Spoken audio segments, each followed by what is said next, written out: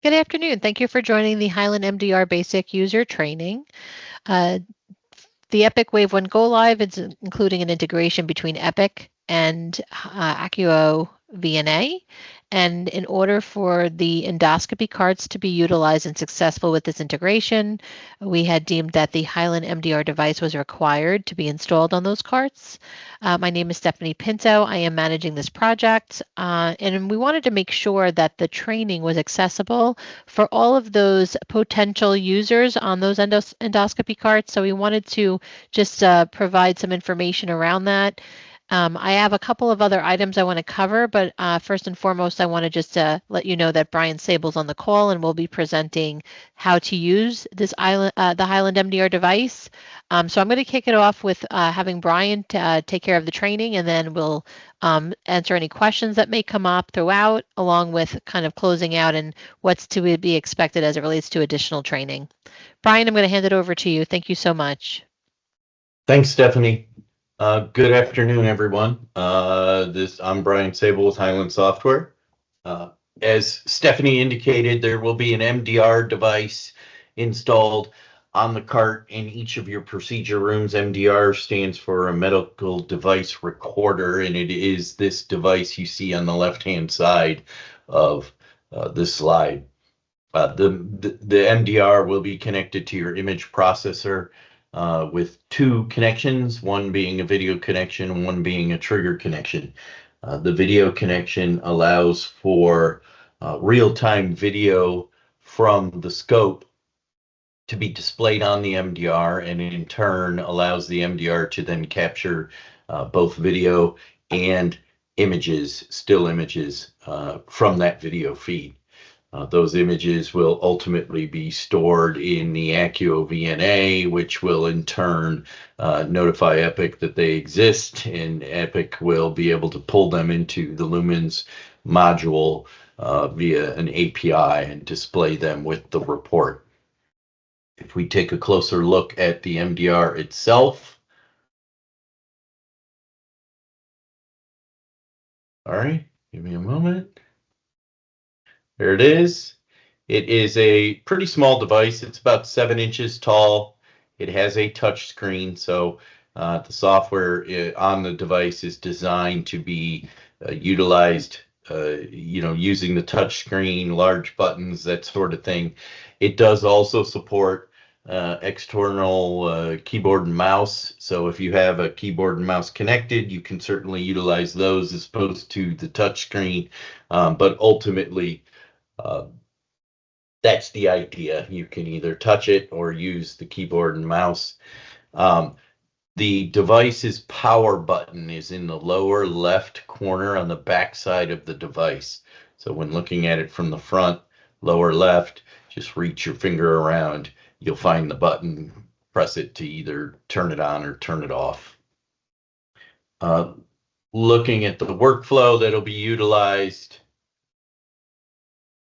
So this screen here that you're seeing, we refer to as the patient lookup screen.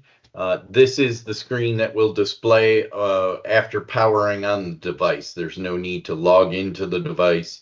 It does have user account information, but the device is configured to auto log in. So upon turning it on, you will be presented with this screen. And this is really step one in the process. I need to find the patient that I'm going to be imaging, and that's accomplished by way of the lookup button.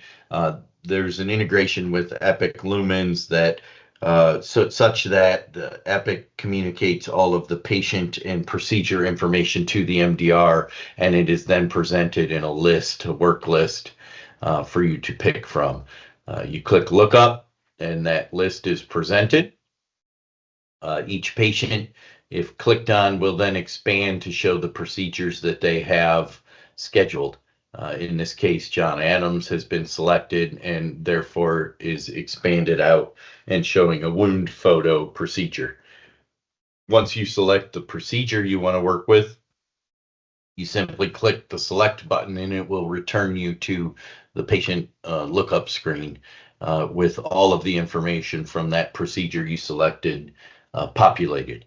This is meant as a touch base for you to verify you've got the correct patient, MRN, session number, study description, etc. Once you've validated all of that information, you hit Start Exam, and it brings you to the image capture screen. The large window you see here with the image is actually a real-time video feed. So as the clinician is moving around and manipulating the scope, you will see all of that activity in real time within this window. And then you can capture images by clicking the capture frame button, or by way of that trigger connection that I referenced earlier, the image processing unit is connected to send a trigger signal to the MDR. So each time the clinician presses a button on the scope, the image processor will notify the MDR to capture an image. So really, once you've selected your patient, started the exam, there's no need to interact with the MDR itself. The clinician is in complete control by simply pressing the button on the scope to capture images. The device does support the recording of video. In that case, you would click the record button on the screen. Once recording, the record button turns into a stop button, and you would click the stop button to then end the recording. While recording, you can capture images. So you could click record to start the video. You could capture image, capture image, capture image, stop the video, and the result is 3 still images with a video that was also captured during the same time period when those images were captured. Once you've completed the procedure, you will hit the end capture and send button, and that tells the MDR to go ahead and send those images on to the server where they get stored, and then ultimately where they get displayed within the Lumens module. And that's essentially the entire workflow. After hitting end capture and send, you'll be returned to a blank patient lookup screen, and you're ready to proceed with your next procedure. We do have some tip sheets that are going to be provided on the carts that kind of detail this process, this MDR image capture tip sheet. They will be laminated. They will be hanging on the carts. This one essentially details the workflow that I just described. So if there's ever any question about what to do next, you've got this tip sheet at your fingertips to assist. There will also be an MDR troubleshooting tip sheet that has some common issues that could be encountered, like I can't find my patient on the work list, the images failed to send, I picked the wrong patient. These are all things that advanced users have been trained on. You as basic users don't necessarily need to know this, but you will have representatives within your departments that have been trained on these things and will be available to assist. But again, this is a tip sheet that will be laminated and on the cart. So in the event that there's an issue, this is here for your reference. Are there any questions on the workflow thus far?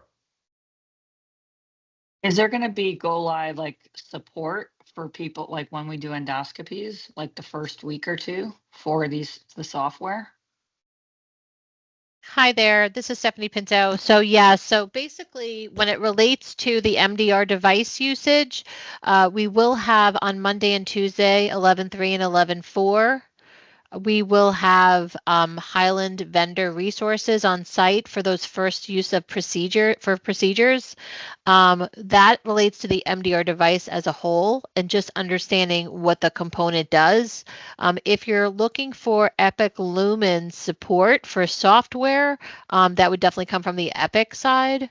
So I just want to make sure and clarify that this training is for just that component using the MDR, but that other software training utilizing it in Epic Lumens and the module itself would come from Epic.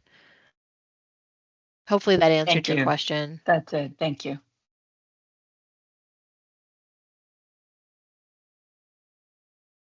So I think from a basic user workflow perspective, I have presented all that I was hoping to present. I don't know if there's any additional questions or anything you wanted to add, Stephanie.